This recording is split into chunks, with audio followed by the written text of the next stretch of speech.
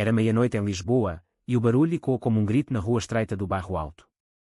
Sem pensar, ele correu para fora, encontrando a porta da casa vizinha entreaberta, e lá dentro, Miguel, o garoto de 18 anos que havia se mudado recentemente, caído no chão em meio a cacos de uma garrafa de vinho, chorando convulsivamente, com um bilhete amassado na mão que revelava uma traição familiar devastadora. A cena chocou João profundamente. Ele, um homem de 30 anos que vivia uma vida discreta como professor de literatura na Universidade de Lisboa, nunca imaginara que o vizinho quieto e solitário carregasse tanto sofrimento. Miguel, com seus olhos verdes inchados de lágrimas, olhou para João como se ele fosse a última âncora em um mar de desespero. Por favor, não conta a ninguém, sussurrou o jovem, tremendo. João hesitou por um momento, mas algo nele, talvez a própria solidão que ele escondia há anos, o impulsionou a entrar e ajudar. Ele limpou os cacos, preparou um chá quente e sentou-se ao lado de Miguel no sofá gasto da sala pequena, ouvindo a história que se desenrolava como um novelo de dor. Miguel contara que sua família, conservadora e religiosa de uma pequena vila no Alentejo, o havia mandado para Lisboa sob o pretexto de estudos universitários. Na verdade, era uma forma de afastá-lo após descobrirem mensagens em seu telefone que sugeriam sua atração por homens. O bilhete era de sua mãe, dizendo que ele era uma vergonha e que não voltasse até se curar. Aos 18 anos, Miguel se sentia perdido, isolado em uma cidade grande onde não conhecia ninguém. João ouvia em silêncio, sentindo um eco de sua própria juventude. Ele também havia escondido sua orientação sexual da família, optando por uma vida solitária para evitar confrontos. Mas ver Miguel assim, vulnerável e quebrado, despertou nele um instinto protetor que ele não sabia que possuía. Nos dias seguintes, João começou a visitar Miguel com frequência. Começou com desculpas simples, emprestar livros, compartilhar uma refeição. Miguel, faminto por conexão, aceitava ansiosamente. Eles passeavam pelas ruas de Lisboa, subindo as colinas íngremes do Alfama, onde o fado ecoava das janelas abertas. João falava de literatura, de Camões e Pessoa, usando as palavras para mascarar suas próprias inseguranças. Miguel, por sua vez, abria-se aos poucos, revelando sonhos de se tornar artista, mas sufocados pela pressão familiar. Eu só quero ser eu mesmo, disse ele uma noite, enquanto observavam o Tejo do mirador da Senhora do Monte. João assentiu, mas internamente lutava com o medo de se envolver demais. Ele sabia que a sociedade portuguesa, apesar de progressos, ainda carregava resquícios de conservadorismo, especialmente em famílias tradicionais. A amizade crescia, mas com ela vinham as primeiras tensões. João notava os olhares de Miguel, cheios de admiração que beirava o afeto. Ele se via refletido neles, lembrando de sua própria juventude confusa. Uma tarde, em um café na Baixa, Miguel confessou: "Você é o único que me entende, João. Sem você, eu não sei o que faria." As palavras tocaram João, mas também o alarmaram. Ele tinha uma vida estável, um emprego respeitado, e revelar qualquer coisa poderia custar caro. Sua família, em Porto, ainda esperava que ele se casasse e tivesse filhos. A pressão era sutil, mas constante, em ligações semanais cheias de insinuações. Porém, ignorar Miguel era impossível. Quando o jovem sofreu um colapso após uma ligação da mãe, recusando-se a atendê-lo, João o levou para um passeio à beira-mar em Cascais. Lá, sob o sol poente, Miguel se abriu completamente: "Eu acho que sou gay, João. E isso me assusta." João sentiu um aperto no peito. Ele poderia admitir sua própria verdade. Em vez disso, optou por consolar: "Você não está sozinho nisso." Mas aquela noite, de volta em casa, João questionou suas escolhas. Estava ajudando ou se colocando em risco? A sociedade lisboeta, com suas festas liberais no Príncipe Real, contrastava com o julgamento silencioso de vizinhos e colegas. As semanas se transformaram em meses, e a relação se aprofundava. João introduziu Miguel a um grupo de amigos discretos, em bares escondidos onde a comunidade LGBT se reunia. Miguel florescia, mas João sentia o peso da responsabilidade. Uma discussão acalorada surgiu quando Miguel quis confrontar sua família. "Eu preciso dizer a eles quem sou", exclamou ele. João, temendo as consequências, argumentou contra: "Espere, pense no que pode perder." Mas Miguel, impulsionado pela nova confiança, ignorou o conselho. Ele ligou para casa, revelando tudo. A resposta foi brutal: deserdado, proibido de voltar. Miguel voltou para João em prantos, e pela primeira vez, eles se abraçaram longamente, um gesto que carregava mais do que amizade. João percebeu então o quão entrelaçados estavam. Sua própria família começava a questionar suas visitas frequentes ao vizinho. "Quem é esse rapaz?", perguntou sua irmã em uma chamada. João mentiu, dizendo que era um aluno precisando de tutoria. Mas as mentiras pesavam, criando um abismo interno. Ele se via dividido entre o desejo de proteger Miguel e o medo de perder sua vida construída com cuidado. Uma noite, após uma discussão sobre o futuro, Miguel beijou João impulsivamente. O beijo foi breve, mas carregado de emoção. João recuou, confuso. Isso não pode acontecer. Miguel, magoado, saiu correndo. No dia seguinte, João procurou Miguel, encontrando-o embalando malas. Vou embora de Lisboa, disse o jovem, voz trêmula. Não aguento mais essa solidão. João sentiu pânico. Ele havia ajudado Miguel a superar parte de sua dor, mas agora via que suas próprias inseguranças haviam criado uma nova ferida. Ele confessou, eu também sou gay, Miguel. Mas vivi escondido por medo. As palavras saíram como um alívio, mas também como uma confissão de fraqueza. Miguel parou, olhos arregalados. Eles conversaram por horas, desvendando camadas de dor mútua. A partir daí, a relação mudou. Não era romântica ainda, mas uma parceria profunda. João ajudou Miguel a encontrar um emprego em uma galeria de arte, e juntos enfrentaram os primeiros desafios sociais. Mas o passado não os deixava em paz. A família de Miguel espalhou rumores na vila, e um primo distante apareceu em Lisboa, confrontando-os em um café. Você está corrompendo ele, acusou o homem. João defendeu Miguel, mas o incidente deixou marcas. Ele começou a questionar se sua ajuda era egoísta, se estava projetando suas frustrações no jovem. Os meses seguintes foram um turbilhão de emoções para João e Miguel. Após a confissão de João, eles se aproximaram mais, compartilhando segredos que ninguém mais sabia. Caminhavam pelas praias de Sintra, onde o vento do Atlântico parecia levar embora parte da angústia. Miguel, agora trabalhando na galeria, começava a pintar novamente, inspirado pela liberdade que João lhe proporcionara. Mas a sociedade portuguesa, com suas raízes católicas profundas, não facilitava. Em eventos familiares, João ouvia comentários casuais sobre esses modernos em Lisboa, que o faziam se encolher internamente. Uma crise surgiu quando a mãe de João veio visitar de surpresa. Dona Maria, uma viúva devota de Porto, notou a proximidade com o vizinho. Por que você passa tanto tempo com esse menino? Perguntou ela durante o jantar em um restaurante típico de bacalhau. João gaguejou uma desculpa, mas Miguel, presente por insistência de João, sentiu a tensão. Mais tarde, sozinho com João, ele questionou, você vai viver mentindo para sempre? João, irritado, rebateu, você não entende o custo. Minha mãe me deserdaria também. A discussão escalou, revelando fissuras na relação. Miguel saiu magoado, passando dias sem falar. João refletiu sobre suas escolhas. Ele havia sacrificado relacionamentos passados por medo, optando pela solidão em vez do confronto. Agora, com Miguel, via uma chance de mudança, mas o preço parecia alto. Ele procurou aconselhamento em um grupo de apoio LGBT em Lisboa, onde ouviu histórias semelhantes de rejeição familiar. Uma noite, compartilhando com Miguel, ele disse, talvez eu precise enfrentar isso. Miguel, reconfortado, abraçou-o. Mas o gesto carregava uma eletricidade nova, um afeto que ambos hesitavam em nomear. O conflito interno de João se intensificou quando recebeu uma promoção na universidade. O novo cargo exigia mais visibilidade, e rumores sobre sua vida pessoal poderiam prejudicá-lo. Colegas conservadores comentavam sobre valores tradicionais. Miguel, percebendo a luta, propôs-se afastar, não quero ser um fardo. João recusou, mas a dúvida persistia. Uma viagem a Coimbra para uma conferência os uniu novamente. Lá, longe da pressão de Lisboa, eles conversaram abertamente sobre desejos e medos. Eu me sinto vivo com você, admitiu Miguel. João, tocado, permitiu-se um momento de vulnerabilidade, segurando a mão dele sob a mesa. De volta, a realidade os atingiu. A família de Miguel processou uma ação para trazê-lo de volta, alegando influência negativa. Um advogado apareceu na porta de Miguel, com documentos cheios de acusações morais. Sua mãe diz que você está sendo manipulado, disse o homem. Miguel, furioso, recusou, mas o incidente abalou João. Ele questionou se sua presença era benéfica ou destrutiva. Em uma noite chuvosa, eles discutiram ferozmente. Talvez eu devesse ter ficado longe, disse João. Miguel, chorando, rebateu, você me salvou, mas agora me abandona. A traição veio de forma inesperada. João, pressionado pela mãe durante uma visita, negou qualquer relação além de amizade. Dona Maria, desconfiada, confrontou Miguel diretamente. Fique longe do meu filho, ordenou ela. Miguel, ferido, contou a João sobre o encontro. Você não defendeu nós? Perguntou.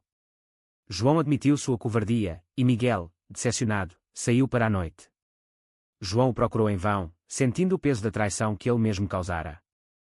Dias depois, Miguel reapareceu, mas mudado. Ele havia se encontrado com amigos da comunidade, ganhando independência. Eu preciso me curar sozinho, disse ele. João, devastado, viu o custo de suas indecisões. Ele começou a terapia, confrontando anos de repressão. Mas o dano estava feito, Miguel se distanciava, focando em sua arte. Uma exposição em uma galeria do Chiado marcou o ponto de virada. João compareceu, vendo Miguel brilhar entre admiradores. Eles conversaram brevemente, mas o abismo era palpável. João decidiu confrontar sua família. Em uma ligação tensa, revelou sua orientação. A reação foi explosiva, sua mãe chorou, sua irmã o apoiou timidamente. Você nos envergonha, disse Dona Maria. João sentiu a perda, mas também uma liberdade nova. Ele procurou Miguel, pedindo perdão. Eu errei, mas quero consertar. Miguel, hesitante, concordou em conversar. Eles passearam pelo Castelo de São Jorge, onde vistas panorâmicas de Lisboa simbolizavam perspectivas novas. Porém, novas tensões surgiram. Miguel recebeu uma oferta de bolsa em Madrid, uma chance de escapar das sombras portuguesas. Devo ir? Perguntou ele a João. João, lutando contra o egoísmo, incentivou, faça o que for melhor para você. Mas internamente, temia perder o único que o fazia se sentir completo. A decisão de Miguel pendia como uma espada, forçando ambos a avaliar o que sacrificariam pela felicidade do outro. A oferta de Madrid pairava sobre eles como uma nuvem escura. Miguel, aos 18 anos, via nela uma oportunidade de reinvenção, longe das amarras familiares e sociais de Portugal. João, por outro lado, lutava com o medo do abandono, e com sua própria história de relacionamentos fracassados. Eles passavam noites discutindo no apartamento de João, com vistas para o Tejo iluminado. Se você for, o que sobra para mim? Perguntou João uma vez, voz baixa. Miguel, tocado, respondeu, você me ensinou a ser forte. Agora, preciso provar isso. A pressão social se intensificava. Em Lisboa, amigos comuns começavam a questionar a natureza da relação. Vocês são um casal? Perguntou um colega de João em uma festa no Bairro Alto. João negou, mas o rumor se espalhou, chegando à universidade. Um superior o chamou para uma conversa. Cuidado com sua imagem. João sentiu a mordaça da sociedade conservadora, apesar das leis progressistas. Ele confrontou Miguel, veja o que isso causa. Miguel, irritado, rebateu, então, esconda-se para sempre. Eu não vou. Uma traição mais profunda veio quando João, em pânico, contatou a família de Miguel anonimamente, sugerindo que o jovem precisava de espaço. Ele pensou que isso o protegeria, mas Miguel descobriu através de um e-mail mal encaminhado. Você me traiu, gritou ele, invadindo o apartamento de João. A discussão foi feroz, com acusações voando como facas. Eu fiz por você, defendeu João. Miguel, chorando, saiu batendo a porta. João ficou sozinho, questionando suas motivações.